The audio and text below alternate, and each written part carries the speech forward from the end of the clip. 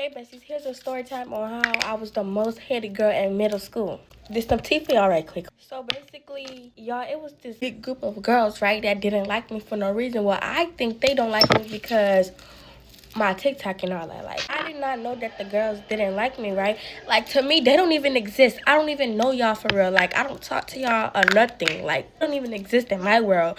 I don't know y'all. One day I found out they didn't like me or whatever, and I'm just like, okay, well, y'all don't gotta like me. Like, I don't care who is you. Like, I wasn't like really worried about them still. I know you don't like me, so now I just gotta really watch my back a little bit.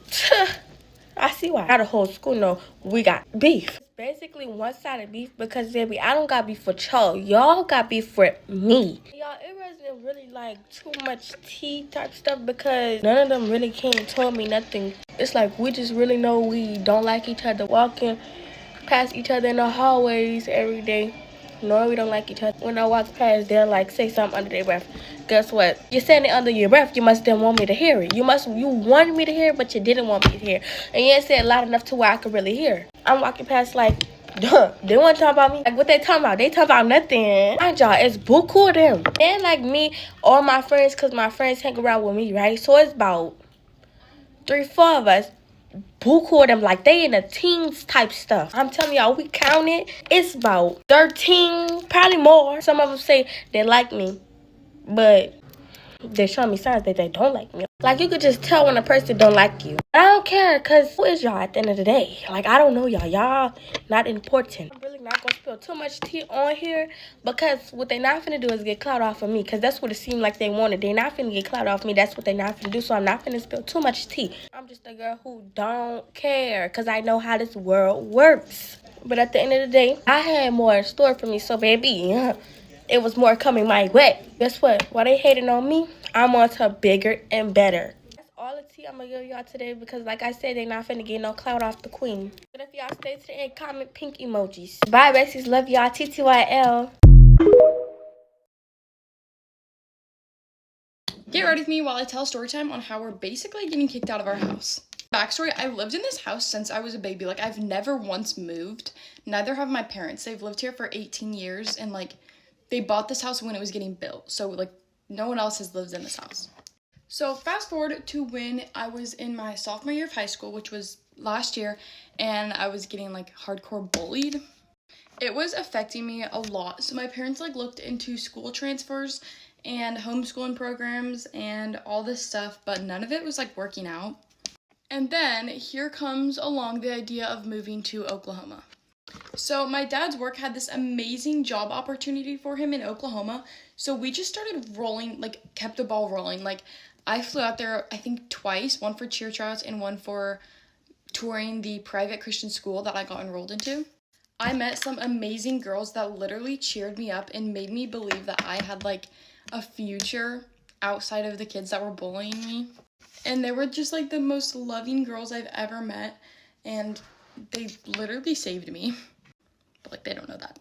Anyways, I flew out there, and when I flew out there, I got to hang out with them a few times, so that was fun. My parents ended up buying a house and all this stuff, and selling this house was so hard for them because this has been all they've known, their whole entire marriage, basically, and this is just our norm. It's where our family is. We have no family in Oklahoma. They're all in this hometown that we are in.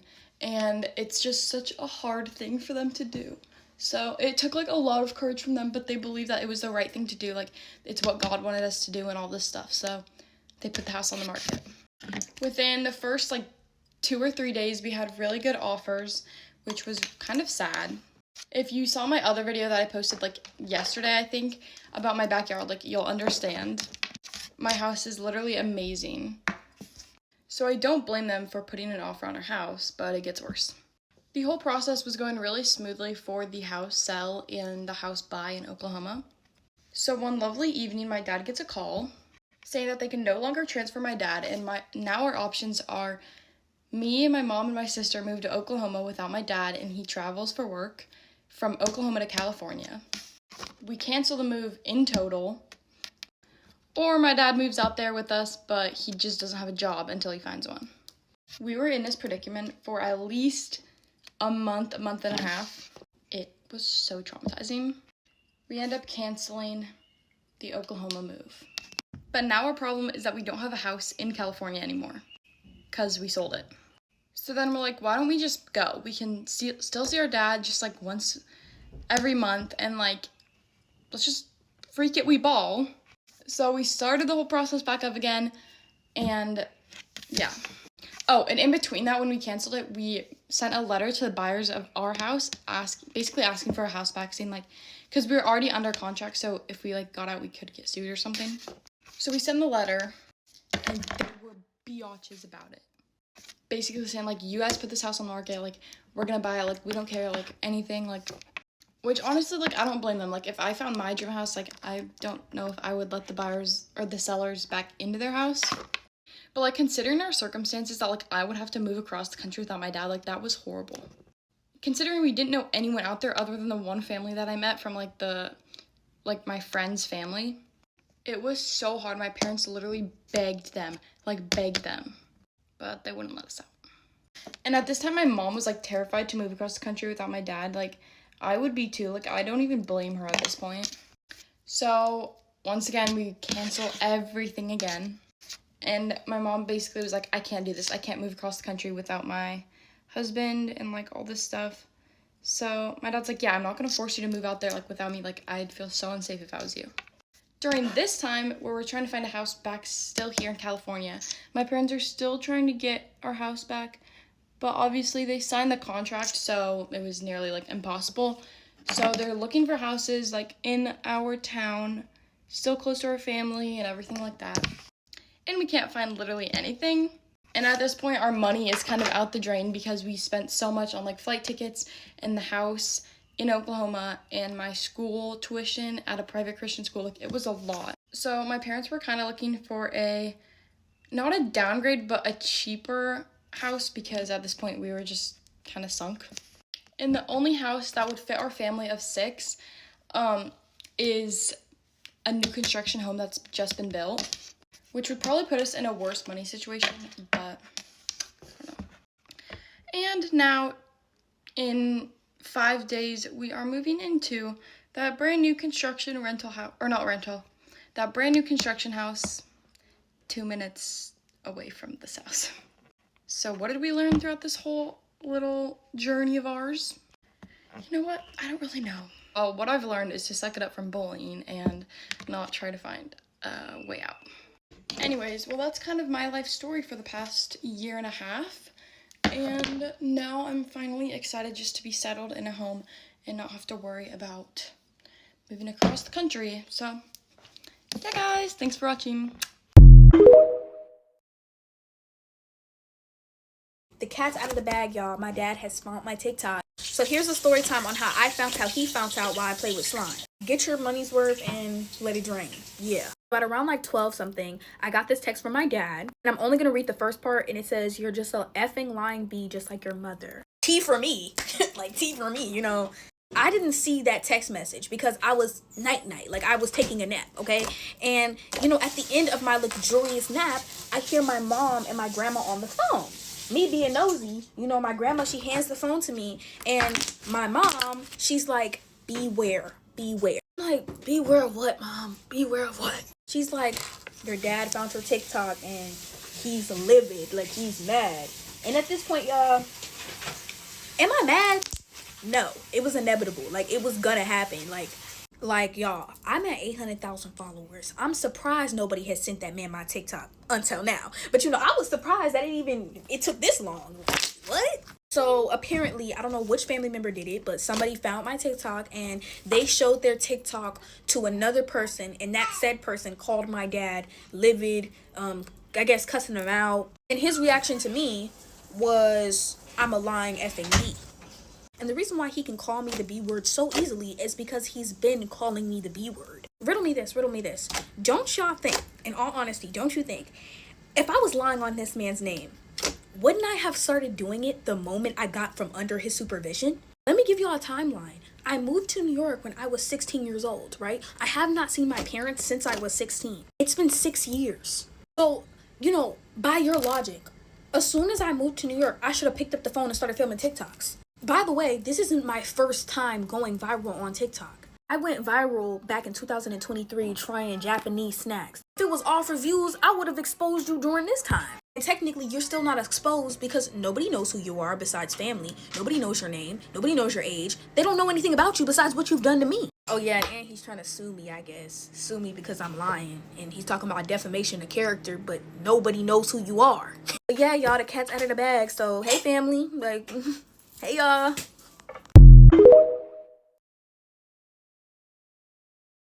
Hey guys, get ready for me when I tell you how me and my best friend nearly died. Trigger warning, this might scare some people. So it was really late and we was having a sleepover at my house and we decided to go out. Don't ask why. So we wanted to get scared because we had just watched this horror movie that absolutely terrified us. So we just felt like being in the mood to get scared. So we walked to this abandoned hospital down the road from me. And I didn't know why this hospital was abandoned, it just was. And like, ever since I moved into my house, it really like gave me weird feelings. So I've heard stories about this abandoned hospital and the stories like all different. But the main one was that the like doctors killed the patients, which is genuinely terrifying. Like they went mad or something and then they just killed all their patients. Like, what the hell? So obviously it was locked, but we tried everything to get it open and then we realised that there was like a brick that fell off of the building and it was like next to it, like next to the building. So I grabbed that and I wondered if like it would help us get in. And I broke the lock off with the brick. Big up Ruby. When we got in, I had this terrible gut feeling that something bad was going to happen to us. I'm not even joking. I didn't say anything, but I just felt the weirdest gut feeling. But we went in anyways because we still wanted to like see what was in there. I don't think you understand how quiet this place was. Like, I could hear myself breathing. I could like hear it because there was no other sound. Okay guys, this is getting to the part where we nearly... As we walked further and further into the hospital, I saw a tall black figure standing in front of me. Not just any tall black figure, it was some skinny figure. Oh. Me and my friend thought we were seeing things because she saw the tall black figure as well, because I asked her, is that just me or can you see that? And she said, no, I can see that. We thought our mind was playing tricks on us because obviously we watched that horror movie and we were in an abandoned hospital, so obviously we thought our mind was just like playing up. But we walked closer towards it.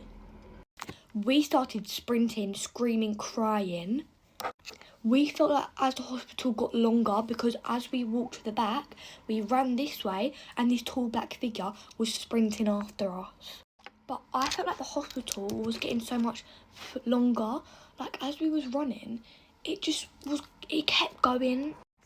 By the time we budged the doors open, this monster was already straight, like, dead behind us. And then we just left the game. It was way too scary. Oh wait, did I not mention this was a Roblox game? Because it was. Bye guys.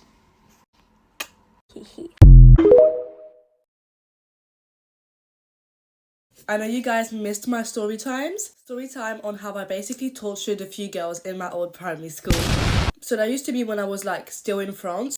But in my primary school, I used to live in south of France, okay? Disclaimer. And in south of France, there isn't a lot of coloured people out. There is more and more now, but there wasn't a lot at the time. And I was like the only black girl. Not the only, but like there was like 3 black people in my old school. So obviously, because every girl in the school used to be blonde or brunette with blue eyes, I used to be always the odd one out. So that was probably in year 2, and kids are like really mean. And we was in the middle of making up a dance for another dance battle or something. And then this new girl, okay, that nobody knew about, she was 1 year older than us and she thought she owned the place, okay? So we was just making up our dance and she took over the dance. She pushed me out, obviously. I don't know, I feel like that's not really racism. I just think she just pushed me out because it could have been anyone else, but it landed on me. And she started taking over the whole dance that I made up for the whole group, okay? We was about 15 and I was the leader, okay? That was my time to shine. She pushes me away and totally takes control of the dance. And then she says, who wants Alicia to carry on the dance and who wants me to carry on the dance. Obviously, because she's like really confident. Like I used to be a bit shy and insecure when I was younger. She was really confident and like outspoken, so she was way more convenient when she was saying the things, and especially the fact that she's 1 year older than me. So obviously they all choose her and they start doing a new dance to it, which was cool. Okay, that's that, let's move on, right? The next day comes and she's literally taken over where I sit in the canteen, okay? Because me and my friends used to have this place we always used to sit at. There was a chair. It was basically in my mind, my name was on the chair. It wasn't like actually on the chair, but you know, because I would always sit there and my friend always had their own space, so it was like, why are you sitting where I'm sitting? So I had to sit by myself and eat lunch by myself. I was crying so hard that day as well. So she basically just tries to replace me and does everything I'm doing but in her way. Do you get what I mean? She was really manipulative, so she would get like so many people against me to a point that I went insane one day, okay? And it was the whole entire day from the start all the way to the end. So first thing I wanted to do is prank her with like the most stupid things that would just irritate her on a daily basis. When we went down to break, she was chatting to the boys and I used to be like kind of jealous of her, like let me not lie to you. So what I done is that I ran up to her and pulled her trousers down in front of everyone, okay? Did I feel bad? No. Until this day, I still don't feel bad and I will do it again. She started crying in front of everyone, the teachers came and saved her and I was in trouble. And I done more, okay, because that was just not enough, do you get what I mean? I liked this boy at the time and she knew. I don't know how the hell she knew because I don't remember me telling her. Maybe I did, I don't know, it was ages ago. So obviously she's gonna tell him. So when it was nap time, because yes, we did have nap time back then, and I peed on her. I peed on her because don't play with me, like don't do that. Like what? I've always been an evil girl. Like I peed on all of her stuff, so to the point that we was basically enemies now. We didn't even fake it, like we was genuinely ops, okay? She's still my op till this day. Every time I walk past her, I'd basically be a bully at this point. I was actually a bully. I would barge past her and started pushing her, and then I would get in fights with her. It was actually so bad. I remember scratching her eye to the point that she was bleeding. She had like, you know them kids who have like plasters all over their eyes? She had that for a bit. Because I made her go through hell for doing me like that. Because who are you, okay? And you guys might think I'm done. I'm not. I've done way worse. She had like a packed lunch and I ate it. Because obviously she would sit in my seat, and when we're done eating, basically we would all line up at this thing, and because it was always sunny, in south of France it's sunny all the time, we would hide under the shade and just dance over there. While they was dancing, I was eating her meal, okay? And then after I went to the canteen to actually get the proper food, so I ate twice, okay? I ate her food and mine. I'm still not done. I did a story time because I done so many things to her that it just needs to be listed all out. I had to have a little pause. This is so good. But anyways, at the time we had this favourite teacher and I used to be her favourite. She was so kind. If kindness was a teacher, it would be her. She was the sweetest, loveliest teacher ever, and she loved my parents loved her, I loved her. She was amazing, okay? And I feel like when she saw the relationship I had with her, she obviously became jealous and tried to take that away from me. So what I done, there was this like bucket of sand where we would just do like a bunch of different stupid things, okay, like children. I got the bucket of sand and you might have guessed it, but I threw it all over her head. I don't know how I was that creative at the time. I made this girl go through hell. She left again. She left the school because of what I made her go through. But it's like, don't do that to me. Do that to anybody else. No, don't even do it to anybody else. And you know, thinking about it, I'm happy she done it to me because I don't think that anybody else would have handled it like I handled it. But anyways, I'm a changed person. I don't do those stuff anymore, okay? Here is the story time, and thank you guys for watching. Love you guys. Have you ever heard about parents hiring kidnappers and sending their kids off to those crazy wilderness camps? Like the ones in the middle of the woods where kids go and live with strangers for months with no shelter. Yeah, well, I was sent to one. Don't believe me? Here's the receipts.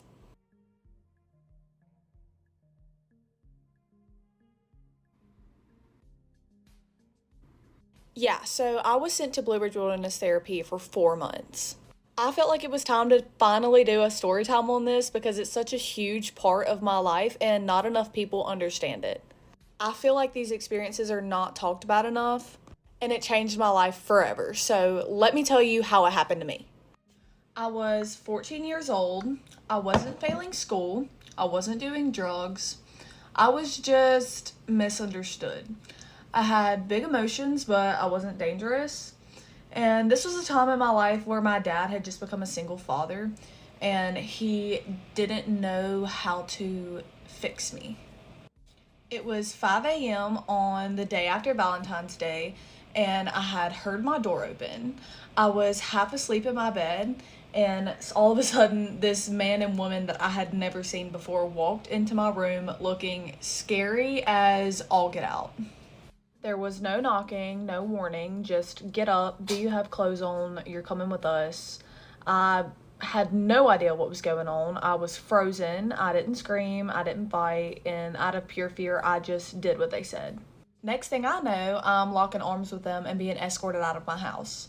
As they were walking out of my house, I passed every single one of my siblings' room and my dad's room, and everyone was asleep peacefully. And there I was on the verge of literally exploding. But I stayed silent. I swallowed my tears and I swallowed my screams. They had a black truck waiting outside for me, and I was shoved into it by the woman. She looked at me for a second, and she asked the guy who was driving, should we let her say goodbye? And he said, no, we're running late. I had already heard stories about this happening to people before, so I knew it was in my best interest to not try and fight the scary people. I looked at the GPS and it said Clayton, Georgia, ETA like 2:40 something p.m. and it was over 400 miles away from my home. That was the moment I realized I wasn't just going somewhere for the day and I wouldn't be home for a long time, maybe not ever. The smell in that car was horrible. It smelled like rotten mangoes and old smoke. He played 90s indie rock the entire ride, and he stopped 3 times for cigarette breaks. He had dreadlocks, glasses, and maybe 5 teeth in his entire mouth. The woman was bigger, and she was covered in tattoos with long black hair and, like, gray gums. I thought of at least 1,000 ways, like, that I could escape. The thoughts going through my head on that drive, if a therapist would have heard them, they would have gotten me committed. I literally felt like I had been ripped out of my life, like my soul had just left my body. No one told me where I was going, no one said how long I'd be gone, and I wasn't dangerous. Like I said, I wasn't failing school, I was just emotional. I was a kid in pain, and I was being shipped off to the woods like a criminal. It was the longest and the most miserable car ride of my entire life. I cried for half the trip, and I slept for half the trip. When we finally got there, they drove me deep into the woods, like no service, gravel road, Deliverance type woods. I even tried memorizing the road so I could escape, but I had no idea what I was really in for. They dropped me off at the base, and the first thing that they said to me was, can you please stop crying for a second so we can get your picture? Hello? And I believe the follow-up statement after that was something like, I hope you're in good shape. And they were not exaggerating. Because tell me why we hiked miles every single day through rain, snow, we had blisters, no showers, no real bathrooms. It was just you, the forest, a tarp, and a shovel. We slept under blue tarps tied between trees, and we ate lentils, rice, we had no sugar, absolutely no comfort whatsoever, like not from the outside world. Oh, and if you didn't make a fire with a bow drill, just look at what a bow drill is. You couldn't eat dinner. Like, we literally, if we did not bust a fire with a bow drill, we would not have supper. I learned really quick that if you didn't break, they would break you. So I learned to play along with the system. I was so desperate. Like, I needed to be with my siblings. I needed to see my dad. I thought that if I could just talk to him, I could maybe explain and convince him to take me home. But they wouldn't let you just talk to anyone. If you wanted to speak to your family, you had to write letters, and the staff read each and every one. So if it had bad information on it, they wouldn't let you send it. They would literally, like, if you were talking about how sad you are or begging someone to come and get you, they would literally just throw the whole thing away, and they wouldn't even tell you. We weren't allowed to know the time, the weather, the day, anything. We couldn't have mirrors or anything resembling a sharp object. My first night there was by far one of the worst ones. Mind you, I arrived in the dead of winter. So it was like 18 degrees outside, and I had no shelter. I wasn't allowed to sit with a group because I was the like newest intake. And so everyone was sitting at the fire and I was sitting at a tree like 5 yards away from the entire group, and they literally just stared at me while I was curled up in a ball trying to keep myself warm and bawling my eyes out. They brought me dinner and I didn't eat it, and when it was time for bear hang, which look that up too, I had to clean my bowl, and whenever I thought I couldn't break anymore, well, I was wrong. I had to clean it with leaves and creek water into a sump by a tree. And I don't know why, but that was the moment that like I think like I thought I had hit my rock bottom. No, that was the moment I hit my rock bottom. That was also the moment that I realized that this was not camp, this was survival. Stay tuned for part 2. If you are a victim of wilderness therapy and need to talk to someone, my DMs are always open. I love y'all.